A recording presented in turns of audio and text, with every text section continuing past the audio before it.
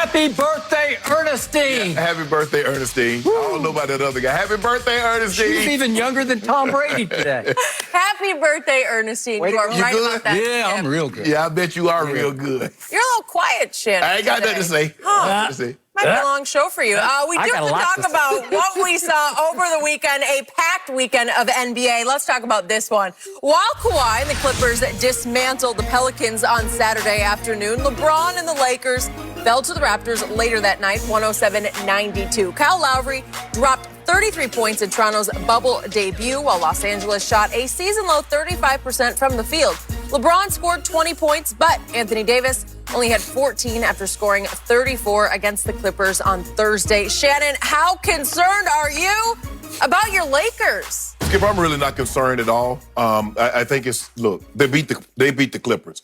And they shot the ball poorly against the Clippers, Skip. They was under 40%, and they still found a way to win that ball game.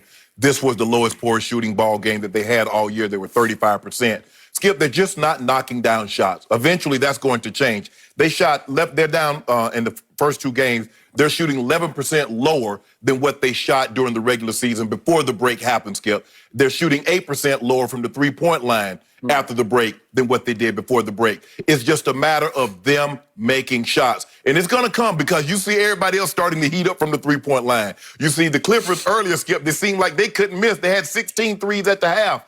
Ended up breaking a team record with 25. We see the Rockets. Now, we know the Rockets are going to get up a bunch of threes. We see the Celtics got up a bunch of threes and made a bunch of threes. Portland, with that dynamic duo backcourt they can make threes. I just believe it's just a matter of time before the Lakers start to make these open shots, and then things will look a lot different. So, Skip, that's all it comes down to this. Because if you look at LeBron's numbers as far as assists, Skip, yeah, they're down. But he's averaging more potential assists after the break than what he were before the break. It's just a matter, as Doc Rivers once coined the phrase, it's a make or miss league. And when you're making shot, everything is, oh man, look at them, they're looking well.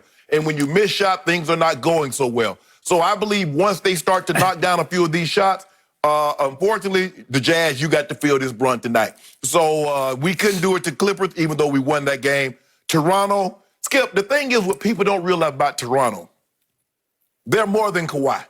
Remember, Skip, they were 17-5 in which games Kawhi Leonard didn't play. Now, I'm not saying they were a better team, but it just goes to show you Nick Nurse can get these guys to play. They moved the ball. Kyle Lowry, Siakam, they were all-stars. OG is starting to come around. So they got a very good team. Van Fleet is better than people think, Skip. He can step down. He can knock down big shots. He was a four-year starter, if I'm not mistaken, a four-year letterman at Wichita State. So we know what he represents. So this is a very good team. They're second in the East for a reason. I mean, think about the teams they're in front of. Miami Heat, they in front of them. Boston, they're in front of them. Philly, they're in front of them. They're right behind the Milwaukee Bucks. So this is a very good team. But what happened early on, they let Kyle Lowry get going. Skip, he had 33, but he had 14 rebounds. He's a tough, gritty little player because, and he's not flashy. So he's not going to get the praise and the adulation like a Steph or Dame Lillard, Harden, Russ, these other point guards. But he's solid. He's solid. Don't you worry your pretty little head. Don't you get all these little scenarios floating around in your head. Because whatever you think is going to happen, I see you keying up under your breath. But we got something for you tonight. And you sound like the fifth horseman in LeBron's inner circle. It sounds like you just got counseled by Maverick Carter, Rich Paul. Why don't you say this? Or you could say this. Or you could defend yourself with this. You watched the game. You saw what happened. I did, but I'm not sure anybody else did, and you apparently did not. You must have turned your TV off early in the fourth quarter because LeBron James, once again, he owns the first 2 minutes of every fourth quarter, but unfortunately, they play the rest of the game. You should hit the threes. Yeah, he hit a couple of threes, and I thought, well, here we go. First 2 threes of the game. I thought, well, and I expected him after 3 quarters to change his sneakers again, the way he did against the Clippers.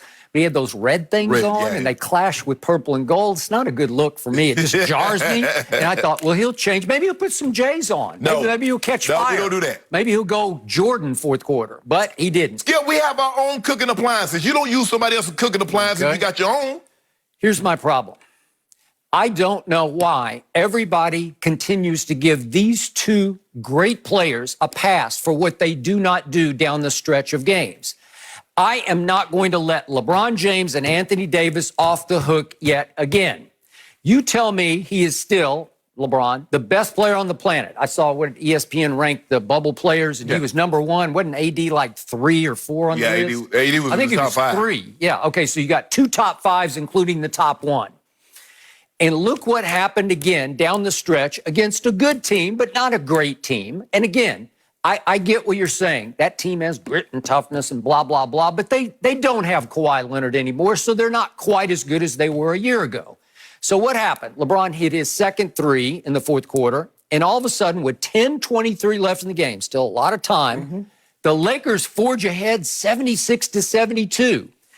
Okay, so you're up 4 in the bubble against Toronto. You're better than Toronto. Shannon Sharp thinks you're better than Toronto. Shouldn't you close that deal? Shouldn't you apply the pressure to them as opposed to them just suffocating you? Isn't that, haven't we talked about how much better on defense the Lakers are this year? Yeah. And in fact, I sent out a tweet the other day, and I just said, LeBron is playing so hard on defense. He is giving so much effort, as he did at the end of the Clippers game against Kawhi, and then Paul George guarded both of them on the last possession, that it's inspiring his whole team to play much better team defense. Right. Okay, so can Toronto defend? Yes, they can defend. Yes, they can. Were you stuck down the stretch trying to play Kuzma, who I believe is your closer, but you have a defensive mismatch because he's 6'8", and he's trying to guard 6'1" Kyle Lowry, and he's just having a hard time. Yeah, he can't stay in front of So him. he commits, the Lakers committed 4 fouls in the fourth, but I think he had 3, and he just can't deal with it. So Kyle Lowry makes some shots. He makes 2 big threes. Van Fleet makes a big 3. And all of a sudden, guess what happens to the 2 top 5 players? They lose the rest of the game 35-16. I want you to let that sink in. Last 10:23 of the game, they get outscored 35-16 by the Toronto Raptors. That's not good. That's a bad sign. That's something that should make Shannon Sharp say, yeah, I'm a little worried about it, but no, you got no worries. I don't. 35-16, that's a night, but you get outscored by 19 points over the last 10 and a half minutes. Look, Skip, they were outstanding in the first half. They gave up 43 points in the first half, and I thought their defense in the first half was suffocating. But for some reason in the second half, they had a letdown. And like you said, Kyle Kuzma trying to stay in front of Kyle Lowry. And Skip, when you start committing fouls, you put the team on the free throw line, and they're a very good free throw shooting team. They made 7 of 8 in the fourth quarter. Yeah, okay. Why are you fouling them? And I get your point about AD. The only thing I'll say about AD, he was making the right plays, but sometimes you got to be a little bit more aggressive. Skip, you can't. That guy can't have just 7 field goal attempts. That's not good enough. He's perfect from the free throw line. And what they were doing, they were coming to get the ball out of his hand. He's making the right plays. Skip, if they make those shots, it's like, man, AD is unbelievable at passing the ball tonight. But because they missed them, now you're saying AD needs to go out of character and just run people over. That's not his game. But I do believe he needs more than 7 field goal attempts. So over the last 10:23 of that game on Saturday evening, LeBron James took 5 shots and made 1 of them, 0 for 2 from 3. And AD managed to take 1 shot, and it was a 3-point shot, and he made it. And that actually tied the game with 6:38 left, and they still lost the rest of the game by 15 points. Right. So my point is, Anthony Davis got to the free throw line 0 times in the fourth quarter. This is a man who, in the bubble and the 2 restart games, has made 25 of 26 free throws. He is a free throw shooting machine for 3 quarters. Yep. But after that, again, is he unselfish to a fault? Because clearly Toronto's plan right out of the blocks the other day Get it out was of his hands. double it, double it, double him. Yep. Just make him give it up because he'll give it up fast. Right. Like Giannis last night will not give it up fast. He's going to run through you, around you, over you. Sometimes he's going to charge you. Sometimes he's just going to finger roll over 2 players and score the basket. And we're going to talk about Giannis a little later, and sometimes that hurts his team. Okay? You can argue. But AD, it all falls on LeBron or on LeBron to try to figure out who's hot and where am I going to go with the basketball. Right. Who's going to make a shot besides me? Right. Because nobody else could. And then Alex Caruso, the Caruso that you rave about and Laker Nation rants and raves about, he commits 3 turnovers down the stretch. Okay? That won't work. Right. He had 3 fouls. it won't work. He's not that good Right. in those moments. He wasn't stellar. He didn't make all the little big plays that turned the tide in this game. Because to me, to lose over the last 10-23 by 19 points is a really bad sign, even early in the restart. But Skip, you have to give them credit though, but you have to be impressed with the way they're playing defense. Well, I guess so until the fourth quarter. They had a lull. But think about what the Clippers did the second game as opposed to how the Lakers made them look. Now, Paul George has been unbelievable. Paul George has been out of his mind shooting the three, Skip. And what we saw from him on Saturday was ridiculous. He's stepping back. He's coming down and pulling up from the three-point line. He's just been unbelievable. Kawhi was great, but Paul George, what he did, it really got him going early. Patrick Beverley couldn't miss from the three-point line. And Skip, sometimes when a team is shooting the three-point ball like that, Skip, you just say, okay, they got us. We get you. Hey, we on to the next one. A team makes 16 to 24 threes in the first half. You're not winning that game, Skip. And by the way, the Pelicans flat out quit. Yeah. They just said, we're done. Yeah. You can have it. We'll watch. We won't get back on defense.